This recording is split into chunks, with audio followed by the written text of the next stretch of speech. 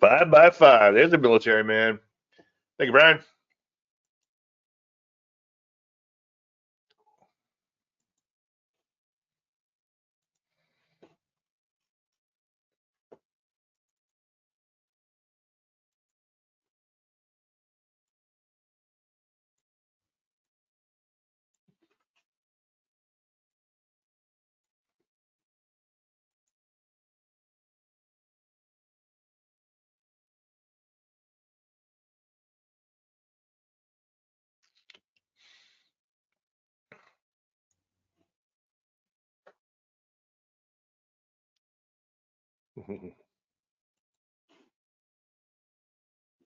Well, one day is Thursday, February 13th, 2025. This is week and charts. So what we talk about?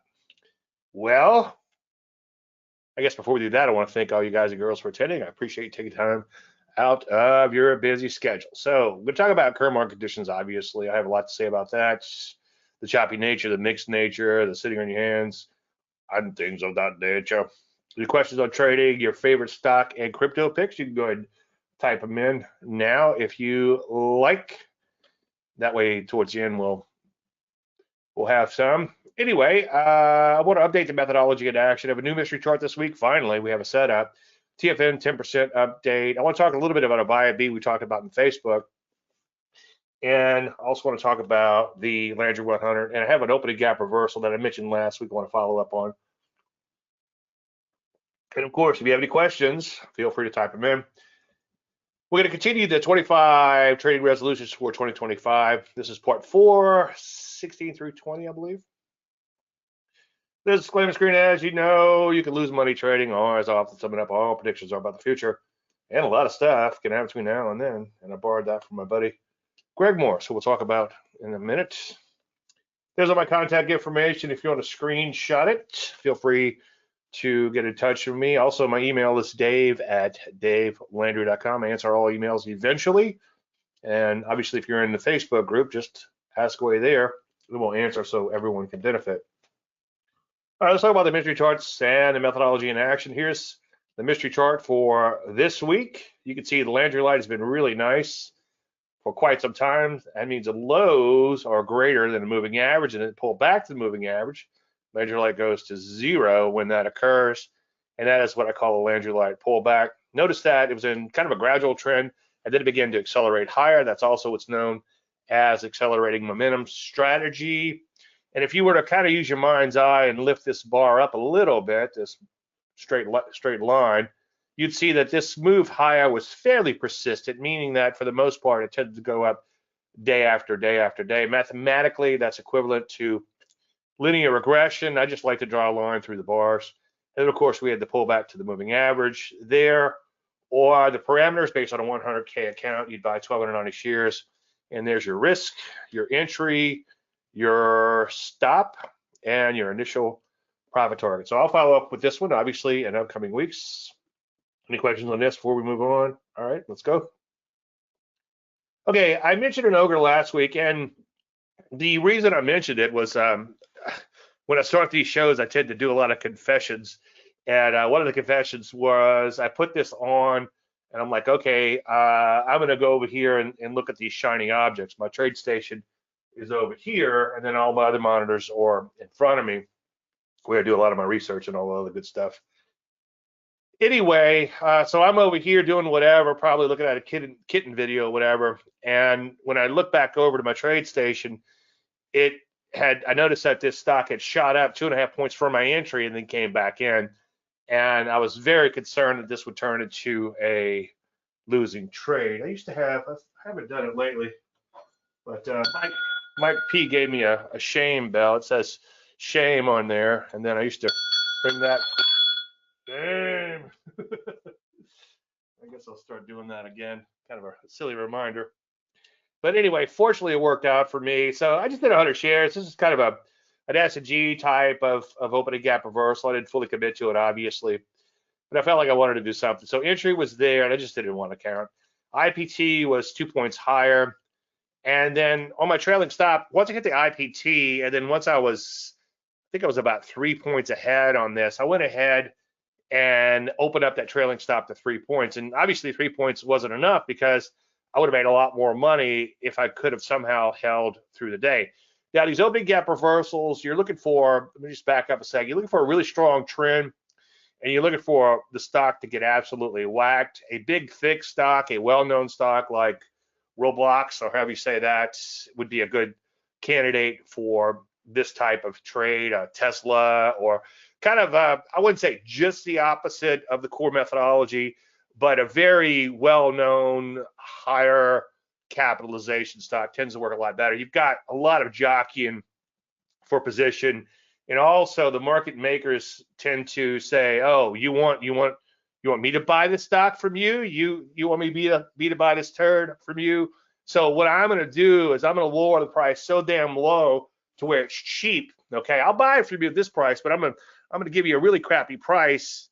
And then what I'm going to do is I'm going to flip it out later at a higher price. And I might even, I don't know if they could actually manipulate the market a little bit. I hate to say that, but definitely they don't buy and sell to lose money. They're forced to buy and sell as a market maker, but they know what they're doing. And what you're doing in a case like this with these ogres, especially in a big fixed stock that has a lot of institutional support, is you're getting on the side of the market maker. But anyway, the trailing stop stopped out for better than the poke of the eye. It came to about $176 overall. You do that once a day, that's a pretty good thing. But unfortunately, they don't come along every day. Anyway, I just thought I would show that it was more of a shame type of admission than it is like, hey, look at me, I made 170 bucks on an ogre, because I did not place my orders for my IPT, my trailing stop, right after I placed the trade. I'm like, I'll get around to it. There's more interesting things going on over here. All right, I want to talk about the buy at B setup that we talked about in the group. And by the way, one thing I've really been noticing a lot of with IPOs, and I can maybe mention it again in the next show, but the buy at B rules, and this is a pattern to get you in as early as possible in a brand new IPO, as early as the close of day 5. And in some cases, you can front run that close a little bit, and I'll discuss that in 1 second. But one thing that's been amazing me lately is IPOs kind of heating up a little bit. And one thing that's amazing me as I'm going through my IPOs is that there's a lot of them that come public and they top out on the first day. Well, the buy at B rules say you can't buy unless it takes out that first day high, if that's the high for the week. And then other than that, you need a new closing high, which I'll show you in just 1 second. The point I'm trying to make there, believe it or not, is I have one, is I am shocked at how many IPOs come public and they make their high on day 1. And that's an interesting phenomenon. And it's probably a lot more than you would think because of the survival database. Because if you have a survivor database, it means that you're only looking at those stocks that survived. It didn't go to zero, it didn't get delisted or whatever. But anyway, so day 1 rule, if the high is set on day 1, it has to close above the day 1 high. And that silly little rule, if you don't walk away with anything today, for IPOs at least, that's what I was thinking earlier, just remember that. But anyway, buy at B, we were talking about this. John's our resident IPO expert, and one day we'll have to do something together with IPOs, but he does a fantastic job and with keeping up with IPOs, and he often mentions a lot of them.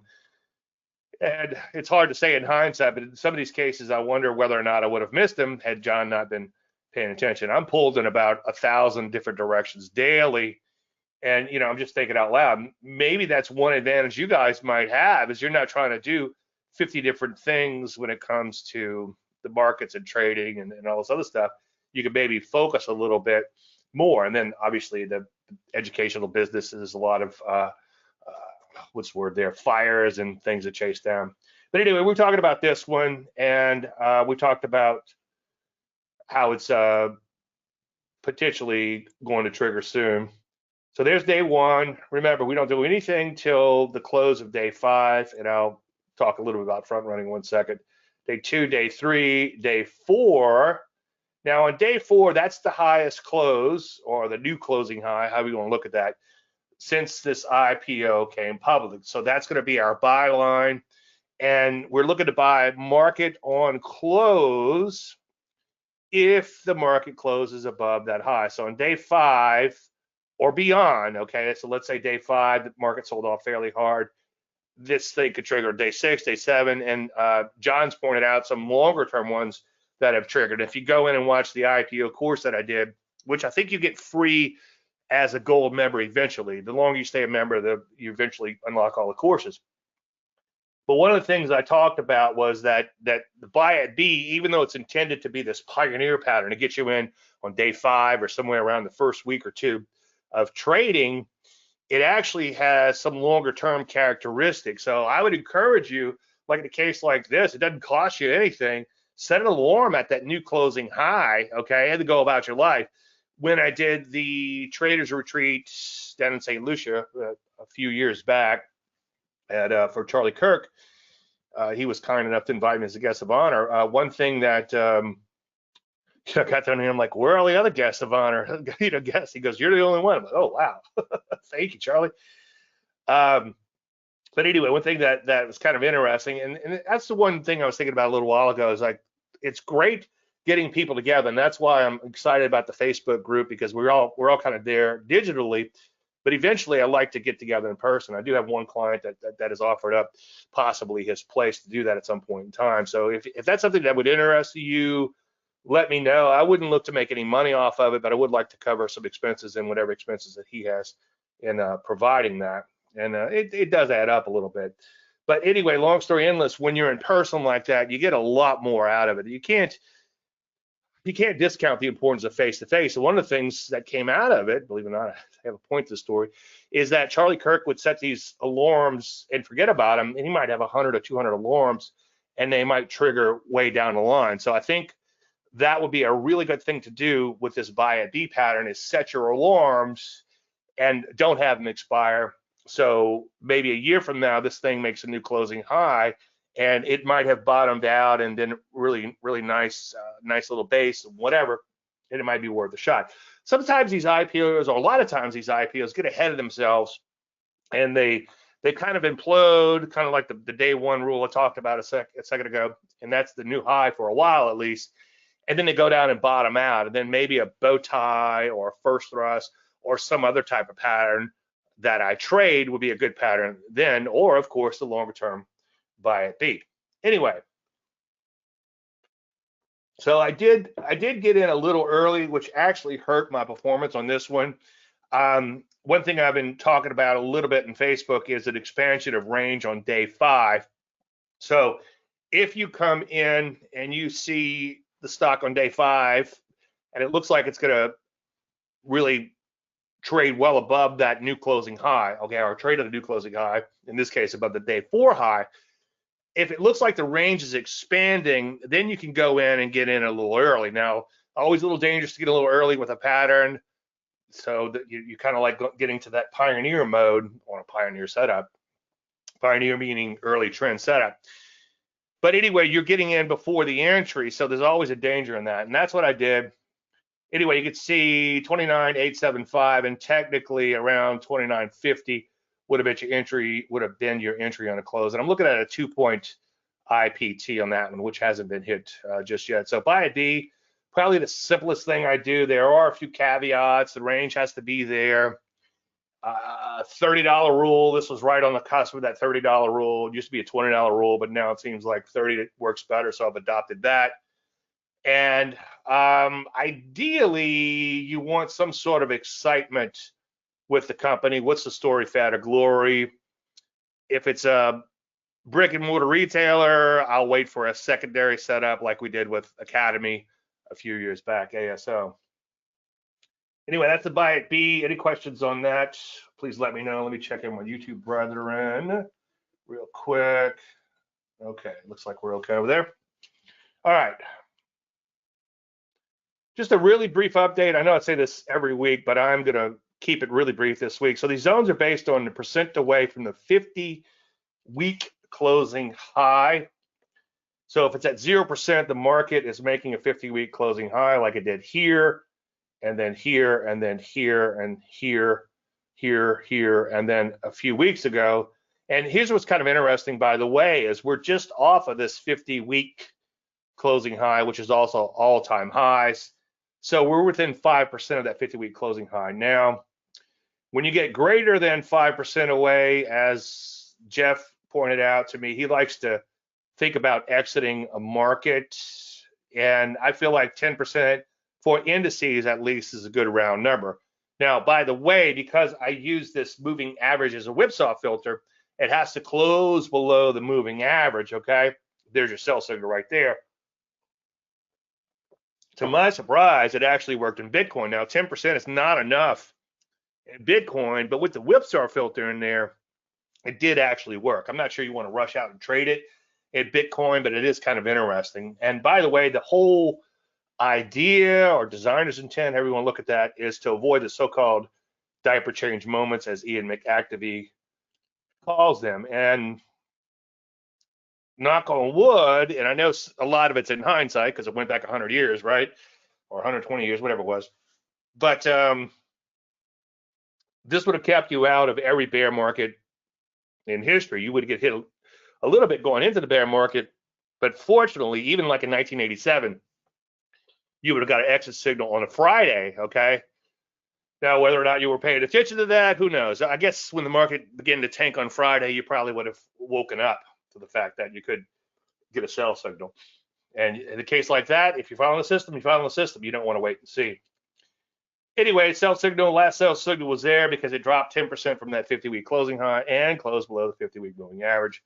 Buys a little more stringent. You need 2 bars of Landry light, and you're buying on the close, and that would be a calendar close. That's how I tested it. So that's what we'll keep it with. And I think it's been out about 5 years or so at least. So your sell is a close below the 50-week moving average and 10% or more away from the 50-week closing high. So when I grabbed this capture yesterday, that would have been 54.91. And I guess until we make a new closing high, that's going to stay there. So we have to take out 61.01 for this to ratchet a little higher. Anyway, as I've said ad nauseum, and again, I'll go through this quickly. This is the TFM 10% system and the Qs. The sell would be right around 479, a little bit below. You can see the moving average is now above the 10% zone. So the 10% zone would be where you would sell the market. Anyway, to my surprise, I bought it back here and just 100 shares for S&Gs, but this thing has had a pretty darn good run, about a 65% run over that period of time. And as I've said ad nauseum, when I put it on, I'm thinking like, who cares, 100 shares, this will just be S&G type of trading. And then to my surprise, it really took off, and now it's actually becoming real money. Now there's $50,000 of margin in this one position. But anyway, that's it for the TFM 10% system. I do want to keep this. I was thinking earlier today, do I want to keep updating this? Yeah, I need to figure out a way to just do it more quickly and say, go watch the old video if you're interested. But I think the importance of is just showing you every week we're following the system, we're following the system, we're following the system. Not that you want to rush out and trade mechanical systems, but trading a single little mechanical system like this can teach you trend following and how the drawdowns suck and all these other things that come with longer term trend following. As I say ad nauseum, the way we've sort of solved for that, making my little air quotes, is that we use a hybrid approach to the money and position management. We take the swing trade profit off and we let the rest ride. Even on the ogre trades, we're doing that too, okay? Taking, let's say, a 2-point profit, and then we're trailing that stop up 2 points. And then, like I said earlier, in that particular case, we let it open up intraday, trying to catch even more. Proof of concept for the Landry 100. This is an experiment I restarted, and it's been a lot of fun. I know you want to party with me. And by proof of concept, I just want to take a minute or two and explain what my thought was here and how this is conceptually correct. And momentum often begets momentum. So you have a market that starts making new highs, it starts making more and more new highs, and the FOMO kicks in, the late adopters, etc. Like right now, Bitcoin's stuck in the sideways range. We'll talk about it in just a few minutes. So I think maybe the early adopters are cashing out at $100,000 and they're making millions and millions and millions of dollars. And that supply is feeding the demand. Now, once it gets above 100K and stays there, because so many people poo-poo Bitcoin, as I've said before, somebody who you think would know better would send out this newsletter at 4,000, at 5,000, at 6,000, at 7,000, at 20,000, and so on and so forth, what bullshit Bitcoin was. And maybe it is bullshit, but as a trader, you shouldn't care. One thing about momentum is it ends badly. We talked about the comes with the territory thing, like Mike Moody said. If you're gonna have a baby, babies are pretty cool. You're gonna have a lot of baby poop. Got a puppy, puppy's pretty cool. But last night when the puppy after the puppy wakes up in the middle of the night, he ends up in the bed. And at 3:30 this morning, he was biting my head. So if you're gonna have a puppy, they're awesome, but you're gonna get bit in the head. The real money is in longer term trends, and this shows it. And I'll show you one that's up 400% since we put it into the portfolio. This is a hypothetical portfolio that I'm running, and I'm actually putting them in at the end of the day. I'll go through my list and do my analysis. Obviously, with real money, you want to do it in real time. I have experimented with it a little tiny bit, and so far that's failed miserably. If that does begin to work out, I'll let you know. But I think one thing learned from that, or relearned, is that you do want to obviously keep your winners and sell your losers on that. One thing kind of cool is it does kind of put you in the hunt for the next big thing. You might not always get, and quite often you won't get a core methodology set up with some of these momentum stocks. Often you do, but not. Sometimes you won't, obviously. But with this list, at least they're on your radar and you're seeing the next big thing. And then you can figure out, okay, I need to figure out a way to get into this great trend. It does kind of prove out that breakout trading has low accuracy rate, at least initially. A lot of the ones I put on this list, when the day I put them on, it's like the next few days, they just kind of implode a little bit or consolidate. And then they eventually either, of course, keep doing that or they take off. But the ones that really take off sometimes will actually trade sideways for a while before taking off again. So that's kind of an interesting thing. The outliers make it all worthwhile, which we'll take a look at in 1 second. Now, you do need quite a few stocks to ensure that you catch the outliers. I think if you just went out and traded breakouts on a few stocks here and there, I think you probably wouldn't be very successful unless we got into a rip-roaring bull market. It's kind of interesting. I don't want to go digress too far, but you have to be careful to understand the market you're in.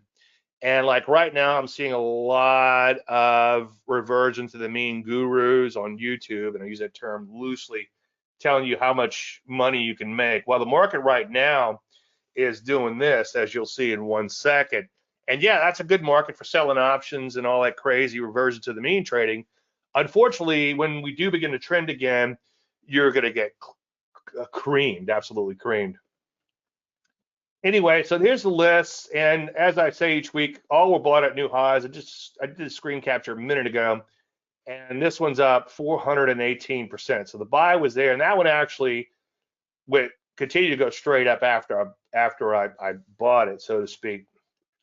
And you can see it's had a pretty good run, 418%.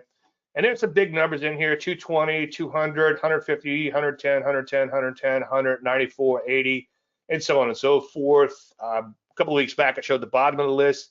The bottom of the list is not going to look too ugly. And then there's one in the list today that's getting creamed, but it'll come out tonight. And that's because we're constantly doing this window dressing. We're putting better stocks in and we're kicking poorer stocks out or ugly stocks out. It's the employer versus the parent model. Okay, the parent, as I say quite often, anything short of mass murder, they're going to stick with the child and try to make sure the child does okay and forgive the child. Whereas a good employer is gonna kick out the dead weight and bring in better talent, or the good fantasy football player is going to get rid of the crappy players and add in better players, or however that game works. I don't know, but I think that would actually work. Nick says, I love TFM and longer term systems, even with indices, but it takes so long between the buys. Yeah, that is an aspect of it, but it's okay. I purposely designed the system with minimal whipsaw filters, but with whipsaw filters nonetheless to keep you from having too many trades. Okay, and that's the whole designer's intent, is just to keep you in the market for as long as possible and get you out when the market could be in trouble. So yeah, we have a lot more, Nick, there's a lot more shorter term stuff that we look at too. But to my surprise, as I've said ad nauseum, and if you get really bored at night, you can't sleep, stealing a line from Greg Morris, just don't operate heavy machinery afterwards. Go in and watch some of those old shows where we talked about a lot of these things, and go in and look at like the pandemic sell signals, because we had like bow tie sell signals. I think we had a TFM 10% system trigger before the bow tie signal actually triggered, which I thought was kind of fascinating. A daily bow tie, that is. So yeah, good points. All right, any questions on all that? Lately, I've been doing a series, 25 trading resolutions for 2025 and beyond. Number 16, I will hold myself accountable. And that is a big one. You get into this business thinking that, man, this is gonna be great, I don't have to answer to anyone. Well, it's like, that's the good and the bad all rolled into one. As Robert Rotella from Rotella Capital Management said, you do not have to explain reasons to a high official to escape censure. You have a far harder task. You must instead justify your actions to yourself. There's no way to hide when trading, because you always stand alone. Doug Hirschhorn says, asking to be held accountable isn't a sign of weakness. It's an indication that you know yourself. So as I've said before, I don't know if it was in Dave Landry Swing Trading way back in, geez, when did I write that? 2000 maybe? Seems like every time I write a book, there's the bear market. I've been working on one for years. It'll probably never get published, but a lot of the stuff you see in these presentations comes from that. Anyway, there's no one to answer to or justify your actions to, so it is the ultimate freedom. Now, the thing is, because you're not holding yourself accountable, a lot of times it's like, you know what you're doing wrong? You know what you're doing wrong. As I said 1,000 times, I'll try to keep it short. A client several years back, it's probably been 10 years now, he was on my trading service, and we had kind of a choppy period, kind of like we went through now lately, like the last 6 months or so. And we didn't set the world on fire, but we kept our heads above the water and made a few bucks, okay? Not enough to brag about. But anyway, he said, I can't make any money with service. And he demanded I looked at all his trades. And it's like, this is kind of not what I want to get into. But he was insistent, so I did it. And I said, okay, I've got good news. Like you did fairly well. In fact, you did perfect following the service. You did everything you were supposed to do in the service. Stops, profit targets, taking the trades. It's just a beautiful groundwork for this is what you do, and this is what you did, good, bad, and different. And I said, the reason you lost money was you had 21 day trades, and I think it was Continental Air, which no longer exists. And he said, I was kind of shocked because I know. So it's like he knew. And then in another conversation, because he does really well, and he's a really good trader, he's actually a good scalper, which is amazing. But in another one of our interludes or whatever, he said, I was asking him, it's like, look, what if you did this? What if you told your wife, you're following this Dave Landry guy, he's got this trading service, and he's wrong a lot, but over time, he tends to do okay, and I'm going to follow everything he says and be prepared for some losses, but I'm going to show you what he says, and then I'll show you what I did, and then obviously if you did all these other ancillary trades too.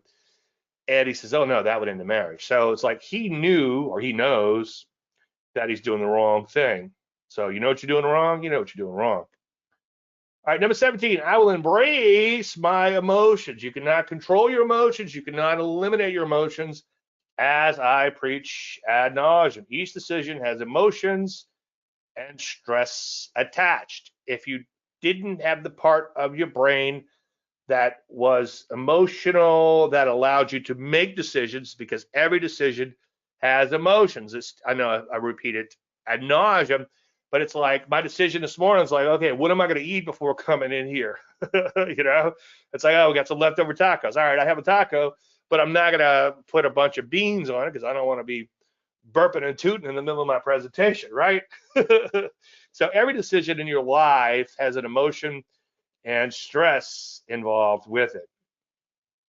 Now, when it comes to emotions, the RAIN model comes to mind. You want to obviously recognize what's happening and then allow the experience to be there just as it is. So embrace what's happening, not eliminate, just say, okay, I'm having this emotional reaction because I'm human and it's perfectly normal. Years ago, many years ago, before I learned about this neurology involved, and I learned it from Denise Scholl speaking in San Francisco probably 15 years ago. So, and I learned it from her, and she's referencing what's his name, Descartes, however you say his name, and who else? There's some other people that have done this type of research. But you just have to, before I knew all these things, I would often say, what's wrong with me? You know, why am I so emotional? Well, because I am human and I am alive. So you want to allow the experience to be there. You want to investigate with interest and care. And I know this is kind of touchy-feely, but in an investigation phase, it's like, did you do the right thing? Are you doing the right thing? Now, this might be a bad example. Let's see, is it down today? Yeah, it's down a little today. Oh, it's actually up a little, but not much. Uh, Last week, I talked about putting yourself into unnecessary emotions and putting yourself into an unnecessary state of regret. If you have a 5-point stop, STOP, and a stock, and the stock is bouncing around a point or two, don't live and die by the sword on each little point or two up and down. So just say, okay, well, my stop's in place. It's above my stop. I know, easier said than done. I need to not be too emotional about this. I need to not let the emotions control me. I need to embrace them. Okay. And then kind of nurture it with self-comparison. Don't say comparison. My Kunash just slipped out. I saw an RCA sticker today. I haven't seen those in a while. Registered Kunash. Anyway, you want to nurture with self-compassion. Again, don't beat yourself up. Don't ask questions that are going to give you negative answers. Like, don't say, what's wrong with me? Okay. Enough other people tell you that. So embrace your emotions. And then you have to ask the hard questions. Okay. Before going into a trade, ask yourself, you know, number one, is this an FIA trade? And part of that is like, do you really want to put capital into harm's way? Every trade, no matter how fantastic it looks, obviously can result in a loss. And eventually, by the way, it will end badly if you are a trend follower type of trade. Maybe if you're trading some sort of butterfly and it's got to close at the exact point, and then you'll make a little or whatever, you know, yeah, or 9 condor or something like that. Yeah, knock yourself out. And maybe there is an optimal point for that, okay? But if you're trend following, the last correction that turns out to be a top you'll give up a lot of money. Now, on a lot of trades, there's been a lot of trades I showed one last week where we stopped out, okay, and had our stop just been a tiny bit further, another quarter point, sometimes another cent or two away, we would have caught another 100% run in that trade, at least from where it was. So you never know if that correction is going to be the last, and then shit happens. You know, sometimes you get stopped out. So you have to fully accept the risk. I think Douglas, I don't know if I had it in the last presentation, but I think he said that there's any animosity, if that's the word, after you enter a trade, then you have not fully accepted the risk. In other words, things that's easier said than done. And I know this, believe me, and I live this life, and I'm a very emotional kind of guy. I'm super emotional. and I took a personality test, and my agreeableness, as I've said ad nauseum, is pretty much non-existent. And I know that's a flaw in me. So embrace your flaws, and that could be and then figure out how to make them a superpower. That could actually be one. Extraneous influences, I talk about this ad nauseum, and it's like, what are you dealing with? Okay, what financial burdens are you under? What jerks are you dealing with in your life? What's going on with your family? Are you taking, it's kind of like we're in the season. It's like I lost my parents a few years ago, and now my wife is going through that season of the getting up in age and a lot of the accoutrements that comes with that. So what extraneous influences are you dealing with? And you're dealing with a lot of them, believe me.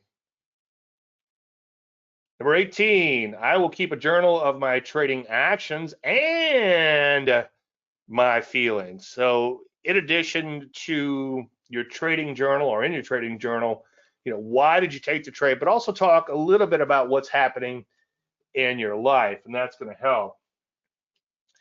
And the morning pages, and it's actually, I saw somewhere where it's a form, maybe it was from the guy who wrote the book called The Tools, but it was in a Netflix presentation. I forget what it was. What's his name? Jonah Hill was part of that. It's really good.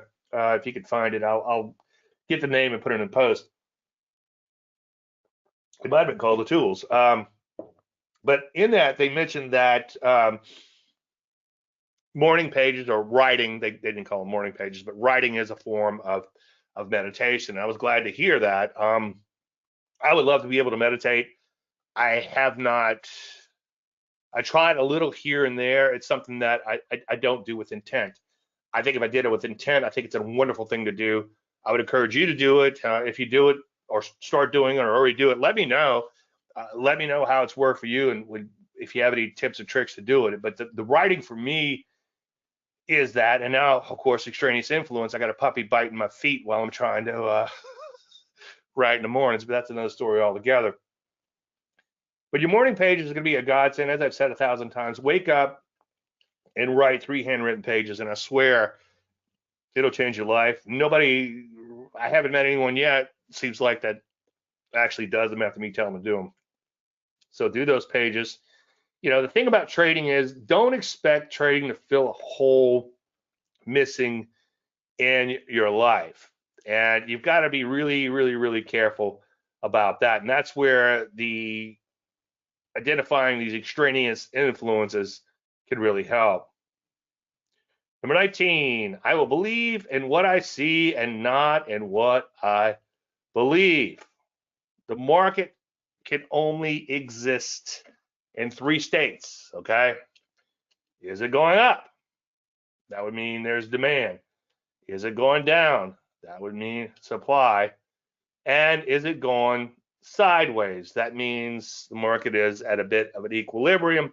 Demand is meeting supply. When we get to Bitcoin in a few minutes, what's happening? It's at a sideways range, okay?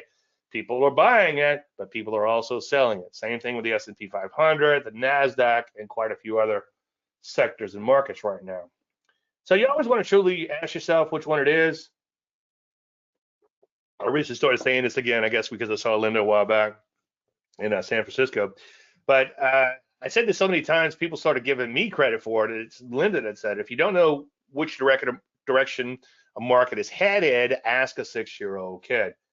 And that dovetails nicely in with my big blue arrows. And I've been told before, especially during bull markets, where to stuff those arrows. And that's how I got the name Trend Following Moron, because this particular trader was very short the market, and I kept drawing my up arrows. He loved me as long as the market was going up, and he was long, but he thought the market had gone up enough, as most people do when it's blowing off like it did in 1999. He was right, but early, and I think he really lost a lot of money in the process. So that's why he told me in an anonymous email, he called me a trend following moron, and he said some other nasty things too. Now, rarely is the market doing what you want it to do, right? But what is, unless you're, of course, Bill Clinton. Anybody remember that? It depends on what is. How do you define is? It's like, that's kind of like the Chewbacca defense. It's like, your head explodes. All right, number 20. I will read my 3x5 trading card before each and every trade. I've forgotten I wrote this card and I have not been looking at this card, but I would recommend you have this little card, something like this, okay? And I'm just rereading this for the first time in a few years. I, Dave Landry, will take the best ogre and trend trades, even if this means passing on okay opportunities and watching them occasionally take off without me. Kind of interesting. This is what I should be doing because I do get sucked into a day trade every now and then. I don't consider an ogre as a day trade, but I kind of consider it as something that's part, it kind of dovetails in with the core methodology, like you just saw in a minute, because you've got the pullback and you've got the strong trend and you have all these things. You got this huge, bigger picture pattern working behind you, as opposed to trying to catch every zig and zag. And you know, I'm in front of all these screens. I don't know how many there are. There's a lot. Probably more than I need. But anyway, this, and I'm going to come back to this in 1 second, but I was just thinking out loud, this one little thing might slow you down if you had to pick up that card and read it before you placed any and every trade. Now, you have the cerebellum, I think. I should have studied my notes on this before I went live, versus the amygdala. Now, the cerebellum is what makes you, you. It looks like a brain. I should have grabbed my brain. I forgot that. I forget that I'm on video here. So this is a brain I bought a while back. And inside the cerebellum, like it's kind of like that. I forget how it is. I think this is what they do. This is a cerebellum, and this is amygdala and the lizard brain, all the accoutrements of that. And there's a cerebellum. And that little tiny part of your brain often keeps you alive, okay? Whereas the bigger part is what gives you a conscience and makes you you. Now, the little part is really fast acting, and it has to be, because if you're getting ready to step off a curb in front of a cab, remember the yellow ones don't stop, as Elf explained, you're not gonna think, oh, is this guy not like me, and why is he driving so fast, and what's blah blah blah. You know, by that time you're dead. So it's very fast acting to keep you out of trouble. Unfortunately, it doesn't think much. It doesn't have time to think, okay? So it can make you do stupid shit. It involves a lot of emotions in your brain.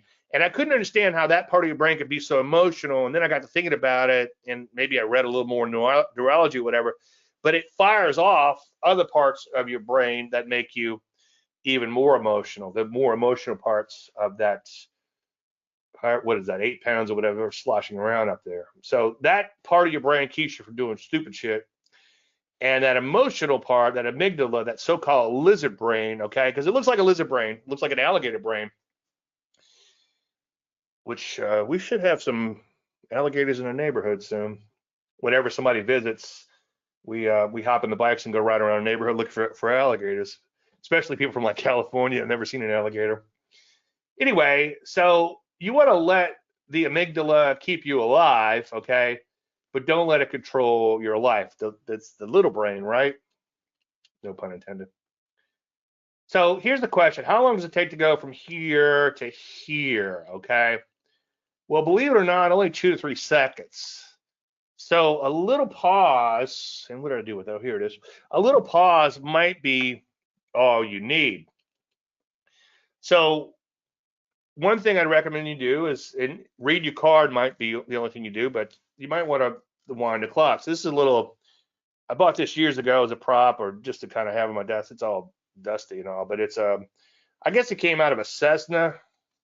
It's an old analog airplane clock. I don't know if it works or not.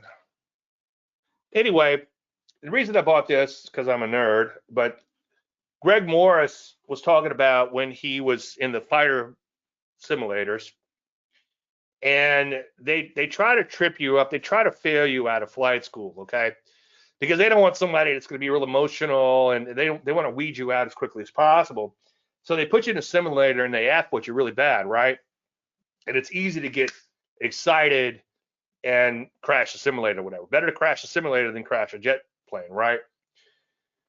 Well, a few years back, let me try to make the story as short as possible. I was having dinner with Greg in New York. I think it was doing one of the Traders Expos, and he was just visited because he wanted to have dinner with me and Larry and a few other people. Might have been his birthday or something, and he wanted to get together with the gang. And he goes, "What are you going to talk about tomorrow, Dave?" And I said, "Well, I'm going to talk about how sometimes it just takes a few seconds to go from the lizard brain to the big brain, and you just take a few seconds before trading. You might not do something stupid and emotional."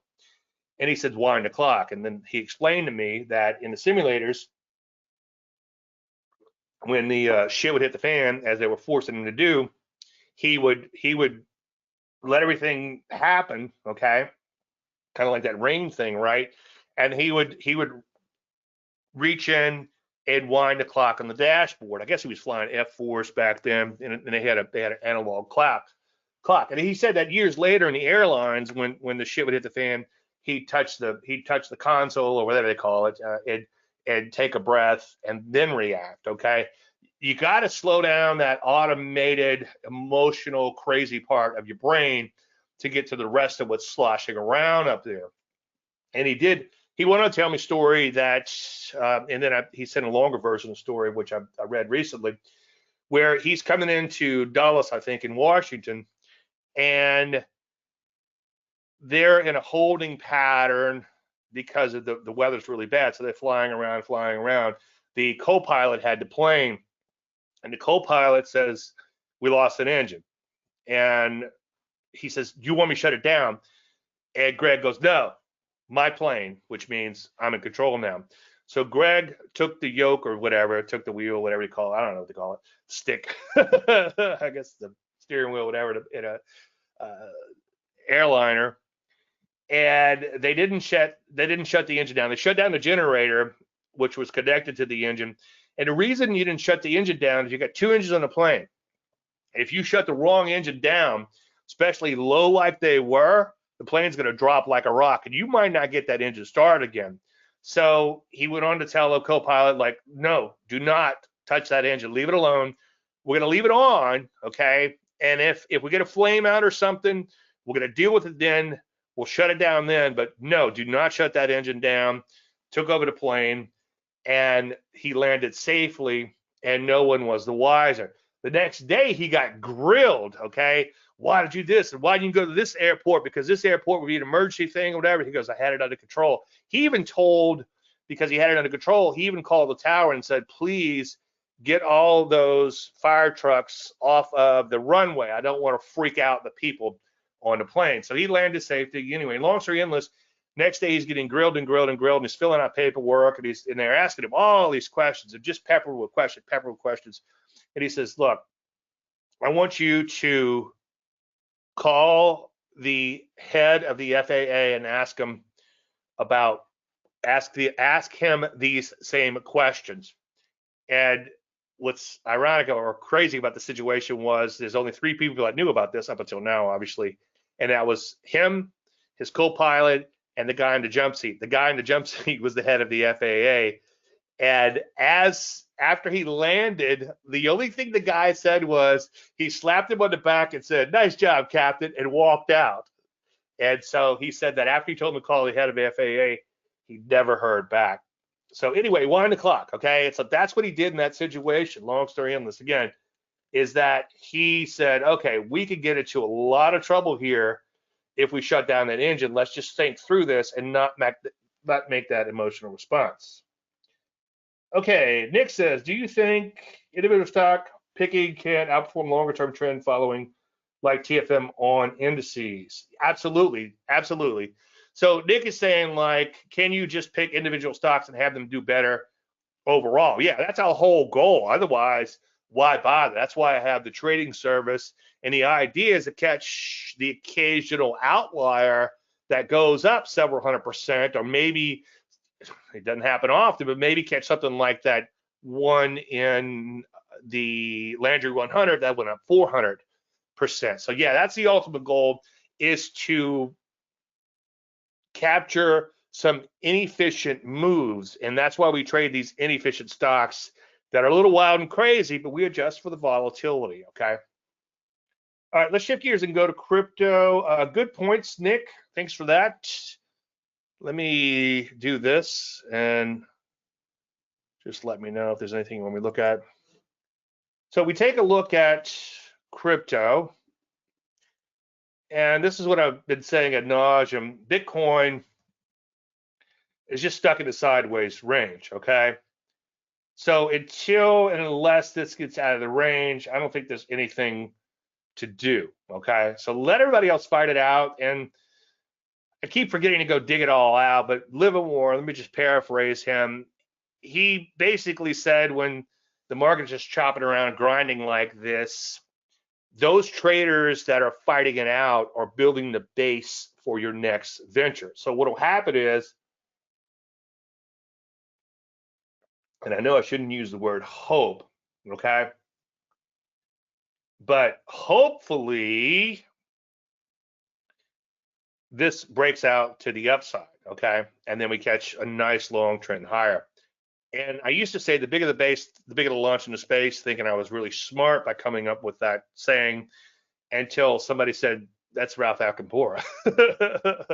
I met Ralph once. He's a super guy. I met him a couple years back at ChartCon at Stock Charts. I guess I'm name dropping today. I know these people. Like I name dropped early on. I was like in a presentation. I was like, oh man, I hate to name drop. They're like, well, if you know these people, you know them. And but he's a good guy, Ralph Alcampora. He has the barn with the Dow painted on the side. Google, it's pretty cool. Dave Keller's been out there and checked it out. So it's really a cool experience. But yeah, the bigger the base, the bigger the launch into space, as my brother from another mother says.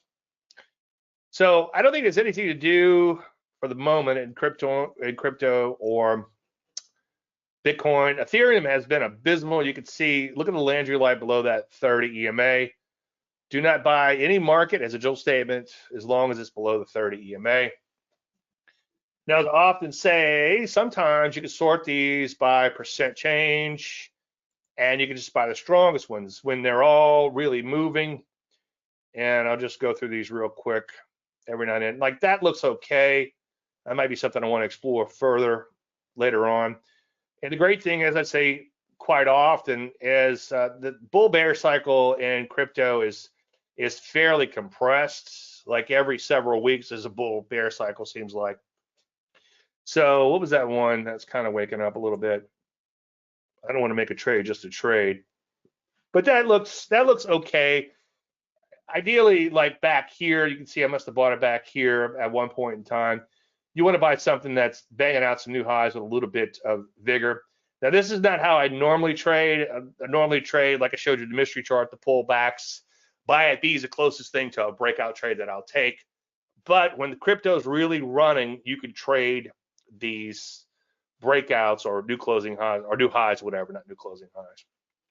All right, let's shift gears to stocks. Nick says, great stuff, DL. That's what I said too, just settling debate with friend.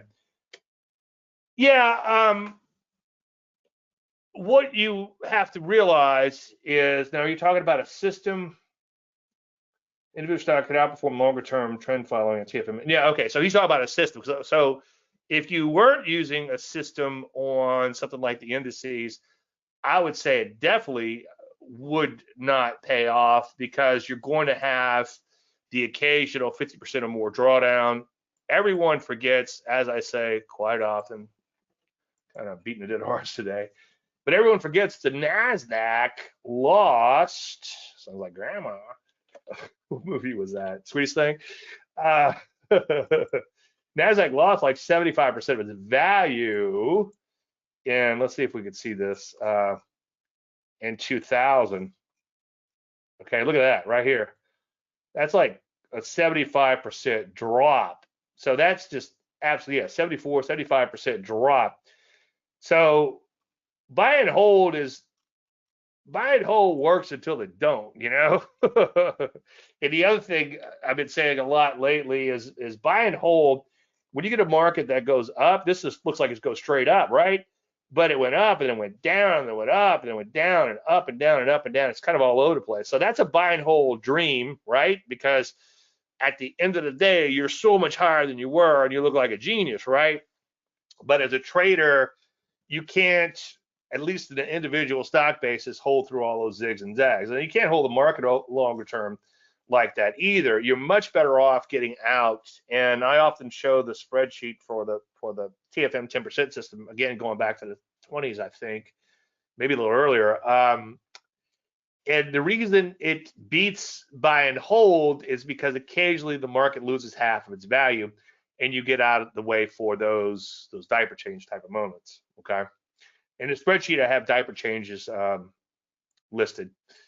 And if you guys want, I'll be happy to show you that spreadsheet next week. All right, S&P 500. Looks like we're having an okay day today, up about 0.5%. Here's the deal. We're not too far away from a new closing high, okay? We're right about 0.5% away. As I've been saying quite a bit lately, when you're not too far away from new closing highs, all-time highs in this case, an up day is going to look really good, and a down day is going to look really bad. So a down day would put us back below the 50, and that'd be pretty ugly. The thing to realize, though, is again, up, down, up, down, up, down, up, down, up, down, up, down, up, down, up. So this is not a trend follows a dream by any stretch of the imagination. So just yesterday, we were flat going all the way back to November of last year. So that's obviously kind of ugly. You know me, I like to see it break out and not look back for a while. All right, let's take a look at the NASDAQ composite.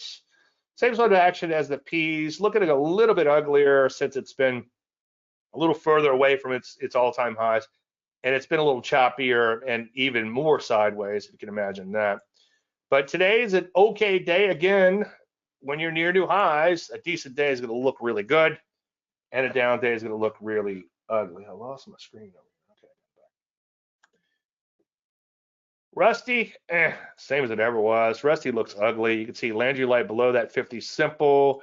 Bow tie moving averages are rolling right back over. We could be in downtrend proper order once again fairly soon. That looks like a top for now. A few big up days, of course, to make all the difference in the world, but that would have to happen. Gold, the commodity, banging out some new highs in here. So that's looking pretty darn good. On the upside, gold stocks, for the most part, have been following suit as of late. So we could see some setups there fairly soon. Cybersecurity, all-time highs as of today. Internet faces the FDN, just up all-time highs. Here's the thing, though. A lot of these areas have just gotten to or barely beyond their prior peaks. So I like to see a prior peak taken out with a lot of vigor, okay?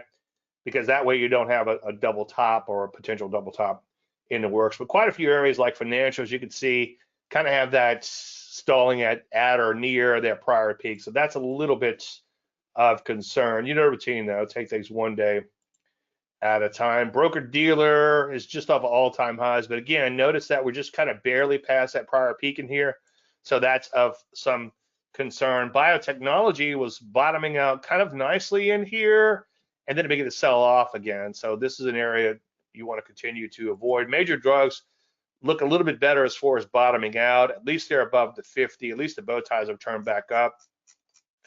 As I often preach, I like bow ties on the markets at really low levels for buying and at really high levels for selling. So up here, this would have been a good short because you're coming off of all-time highs. You got your bow tie, and then you got your little pullback here.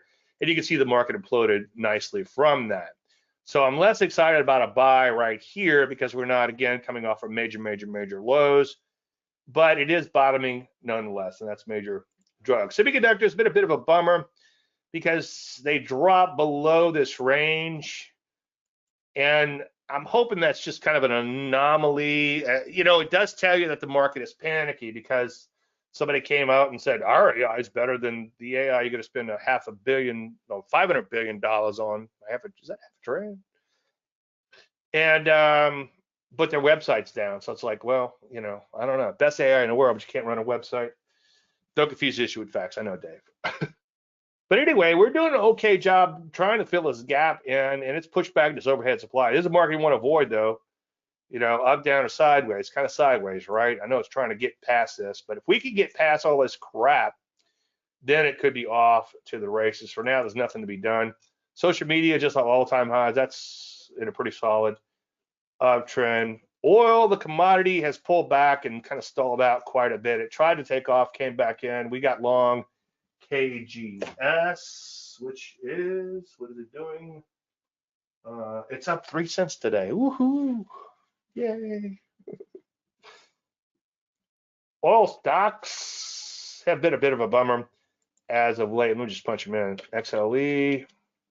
You can see they try to get going and then kind of roll back over. So the point I'm trying to get to here is there's a lot of, and here's energy by the media general groups, looks a little bit better, but you can see just kind of all over the place. But the point I'm getting to is that the market is very, very, very, very, very, very, very mixed. Some areas like the home builders have topped out and look abysmal.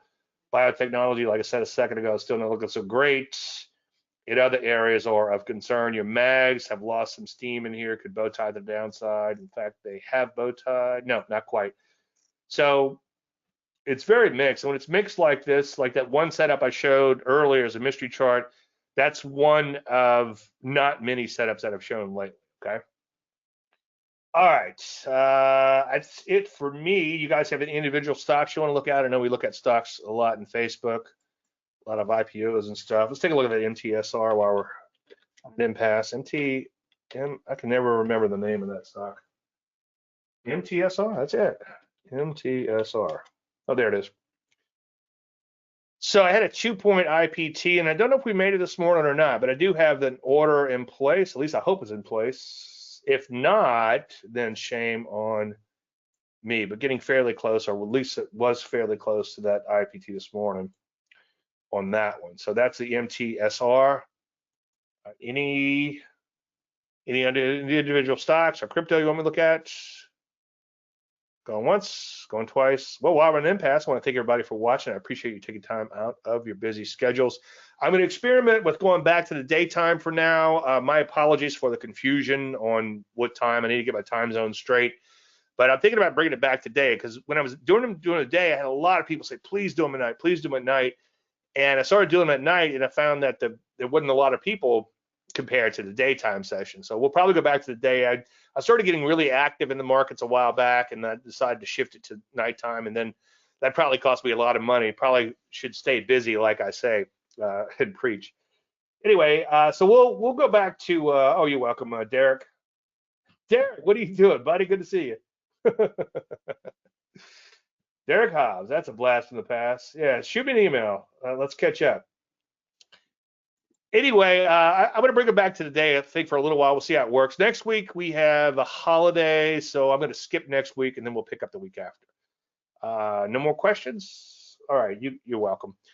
Everybody have a great weekend. I'll see most of you guys and girls on Facebook in a little while. Everybody else have a great weekend, and I'll see you maybe in a couple of weeks at the next show. Thank you so much, and may the trend be with you. You're welcome. You're welcome. Thank you so much.